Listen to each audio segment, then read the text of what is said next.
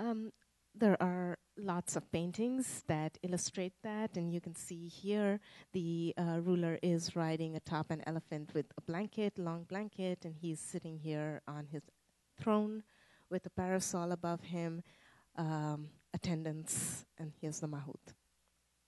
These were occasions of great ceremony and festivity. Not only would the king be paraded and processed, dressed in all of his finery, presenting a very grand spectacle, but these would be occasions at which people from would travel far and wide to come out and to be part of this event.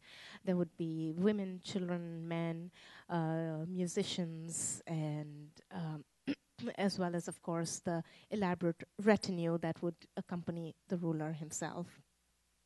And so, for example, there's a dancing girl who is suspended, who's very delicately balanced here on a platform that's between the elephant's tusks. I have no idea how she would manage this feat, but there she is. And, you know, more people coming out on balconies and rooftops. And we have a film from the 1930s showing one of the Maharajas in procession. And this film shows you how even up until the 1930s, these processions were indeed very public events, and they were events of great festivity. And as the film goes through, you see the crowds that have come out to see this procession pass through.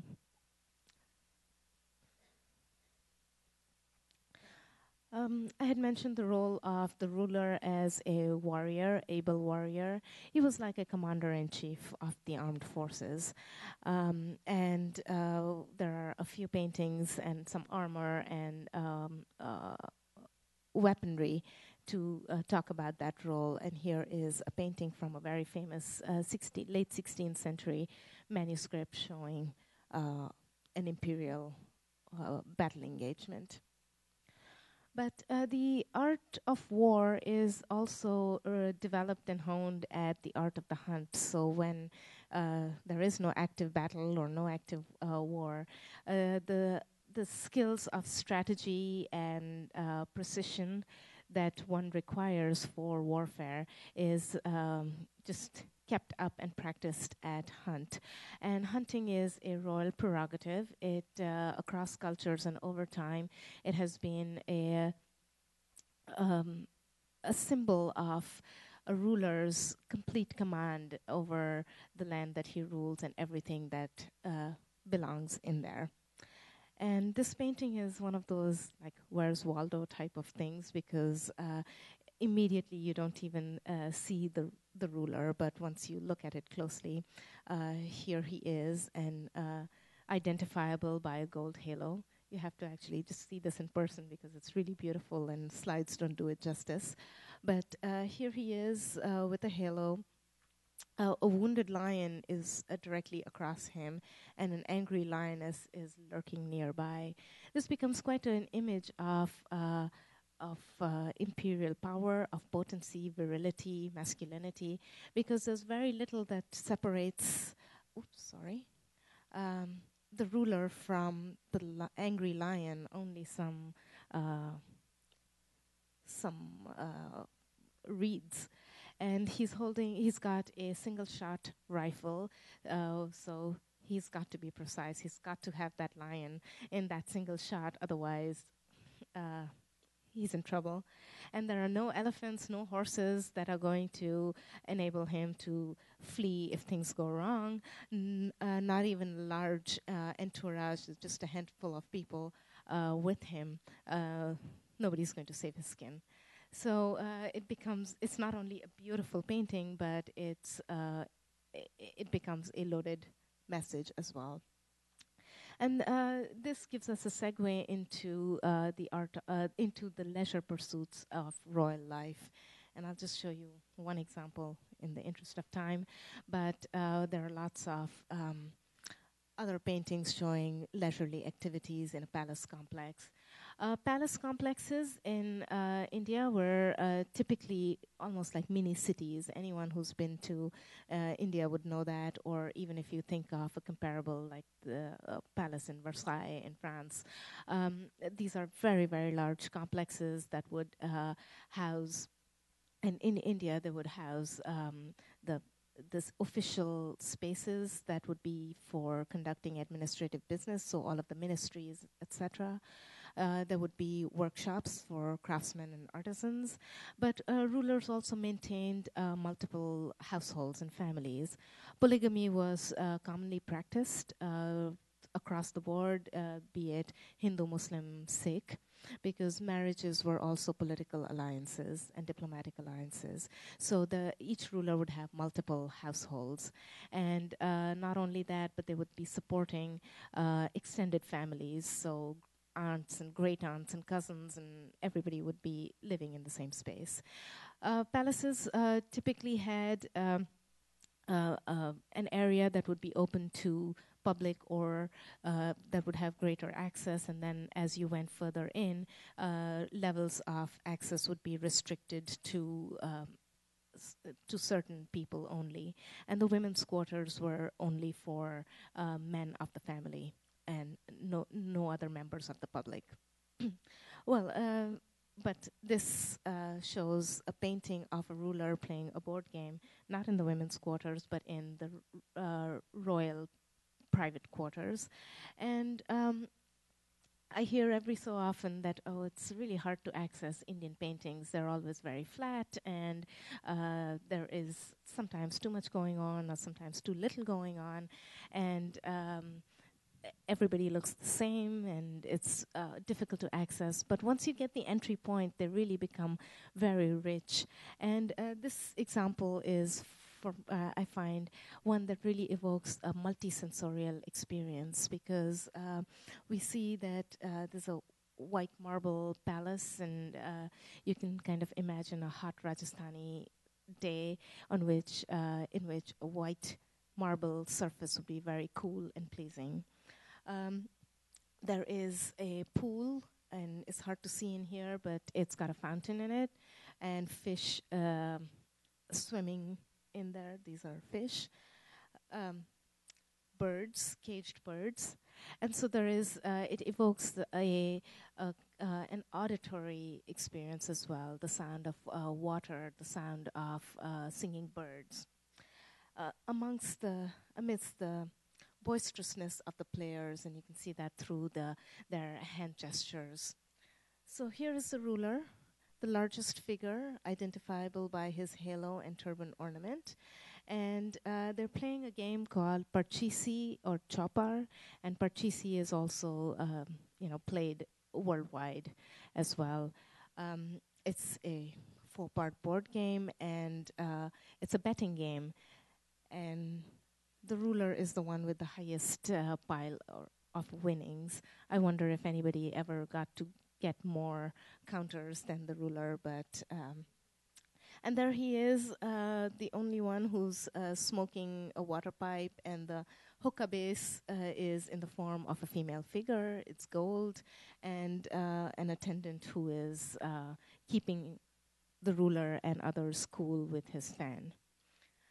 And there's a board game nearby.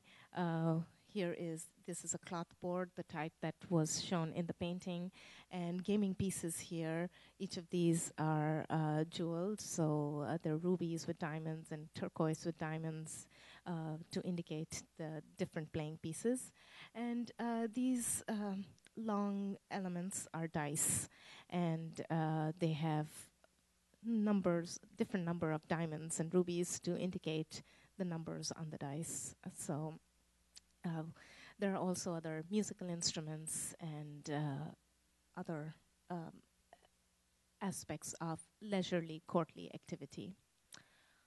The Maharaja exhibition, as its title suggests, is really the world from a man's viewpoint, and there is very little that we find in Indian art in general that would be portraits of women at court. There are images of women at court, but they're not portraits in the same way as this is a portrait of Jagat Singh II. But women are represented and through various ways. These are just two examples. Um, and women at royal women at court were, though they're not represented in art or in painting, were actually very influential figures in specific moments. They were many of them were trained at the martial arts, so they were hunters and warriors, or trained to be hunters and warriors, and especially women such as a ruler's mother, or the wet nurse, or his favorite wife or daughter or sister, were often influential figures at court, either being involved in policy and administrative functions behind the scenes, or they were important patrons of art and architecture. So they were active, just in different ways.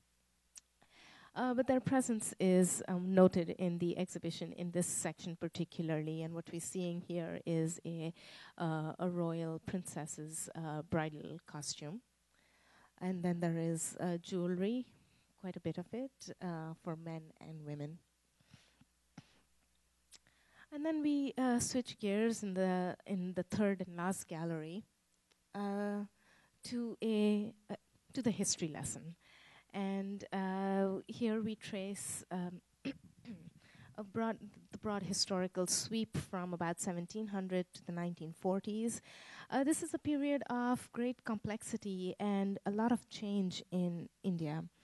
By about 1700, the main ruling dynasty that had been very powerful from the 1520s onwards, the Mughal dynasty, which ruled much of North India, starts to lose its effectiveness. They still survive until 1857, but they're not as strong as they used to be. And in this political vacuum, there is a rising number of regional powers. There are new players that enter the scene, such as the Marathas and Sikhs and Tipu Sultan of Mysore.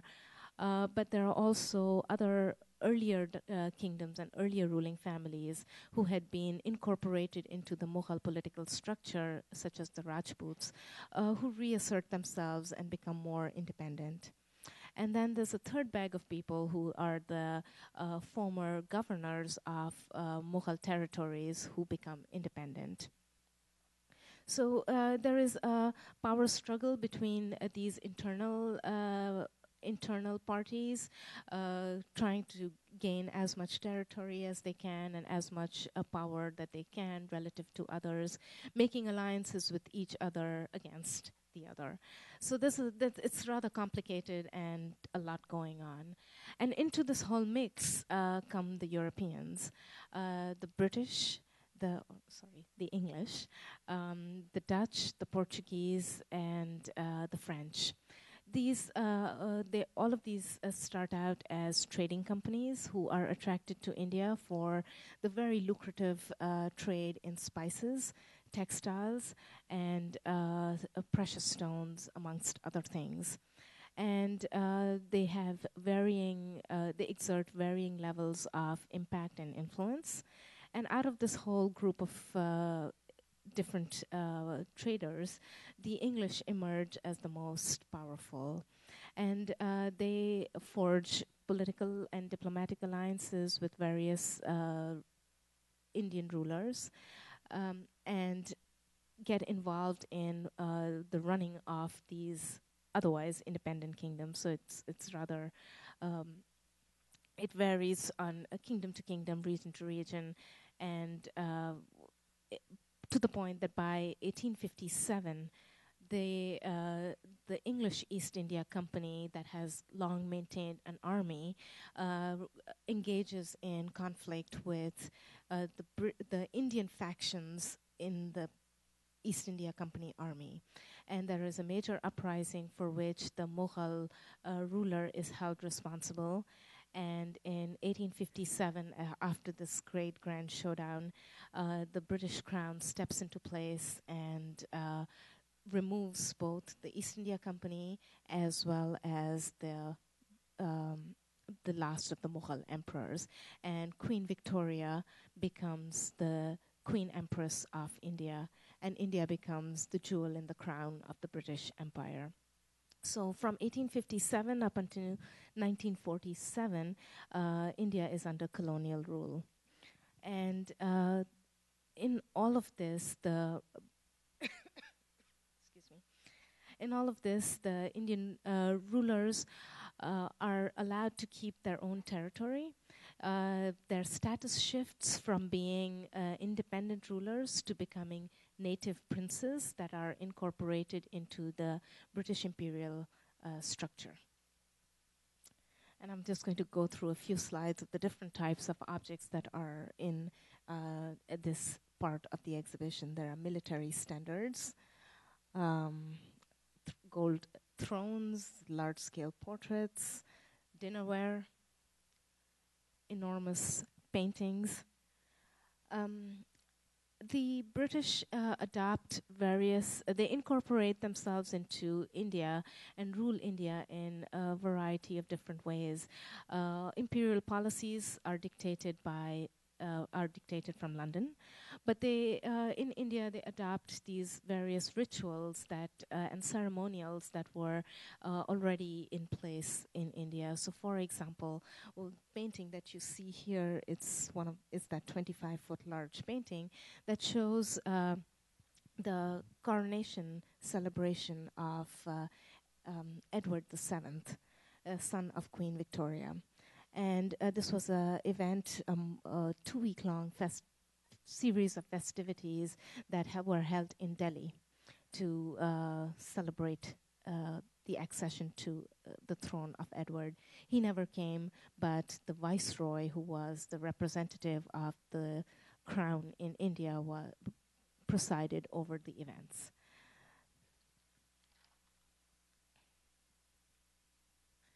And Indian rulers engaged within this whole larger imperial process in various ways. And what you see here is an exquisite silver throne. It's a miniature model of the gold throne that was of the ruler of Mysore in southern India. It is beautiful. And he gave this as the Maharaja of Mysore gave this miniature throne to the viceroy in India as a diplomatic gift.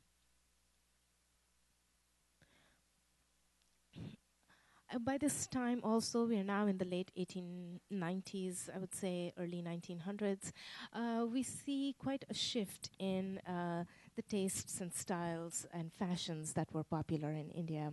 An engagement with Europe had been long in place, even as early as the mid-1700s. European artists were coming to India and getting commissions and employment at Indian courts. And they were making large-scale portraits for the Maharajas. And so there was already a westernization. There is popular perception that Indian rulers became more westernized after they became a part of the British colony, British Empire. But it's actually a much earlier process and a more gradual one.